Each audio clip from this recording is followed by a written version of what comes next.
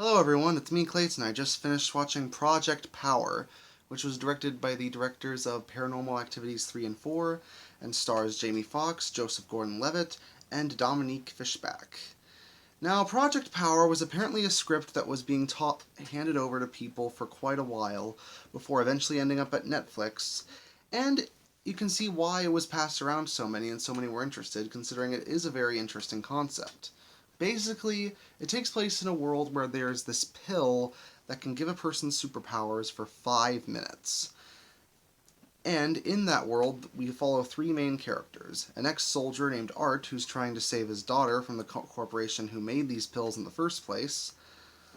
Joseph Gordon-Levitt as a police officer named Frank, who's trying to crack down on the source of the pills and bring those responsible to justice. And our last one is Dominique Fishback as Robin, a teenage dealer of the power pills, who gets caught up in all this while trying to provide money for her mother. But that's all I'll say about the story without spoiling anything. Basically, this concept is a fairly unique one, and it could lead itself to a lot of interesting story ideas.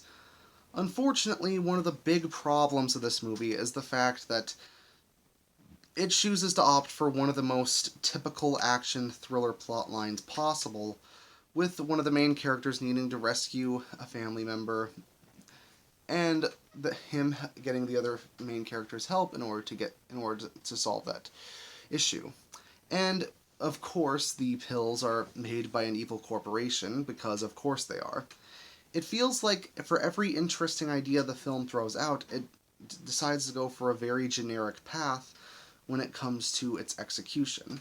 That's not to say that it's all bad, though, as the film's action and effects are actually really, really good, especially for a Netflix film.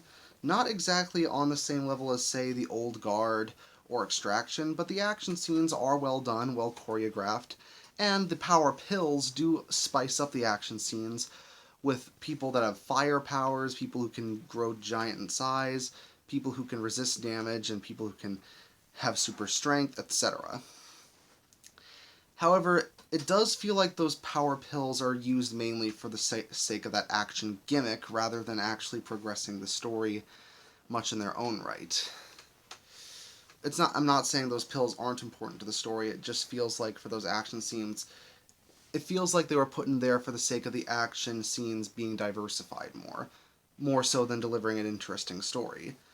Especially considering the story takes place in New Orleans, and with the implications of people being unwilling lab rats of these pills, you'd think there would be more interesting stories to tell with this kind of premise, but it feels like the filmmakers almost do little with them. But, like I said, the action scenes are quite good, and another strong aspect of the film is the acting. Jamie Foxx, Joseph Gordon-Levitt, and Dominique Fishback give their all in their performances and do as much as they can with their characters. The acting's strong and the action is strong, and so is the pacing for this 1 hour and 54-minute film, and no scene really does feel out of place, and it seems like every scene counts. A lot of the problems of the film are mainly script related, as it's just a weak script that's filled with cliches. Though it does have some good rap sequences from Dominique, who I do feel will probably end up in better movies after this. And even some of the comedic asides that are put into certain scenes did make me laugh, even in very tense action scenes. So overall, this film definitely does have problems in the storytelling department. However, the action scenes, the acting from its main three leads, and some of the interesting things that it does with its premise, though not as much as I would have liked, do help this film stand out when it comes to other films in this genre. And considering that we're still sitting around in COVID-19 with little else to watch, I do think Project Power is worth a weekend watch. Just don't be surprised if it probably won't get a sequel. So I'm going to give Project Power a 6.5 out of 10. See you next time.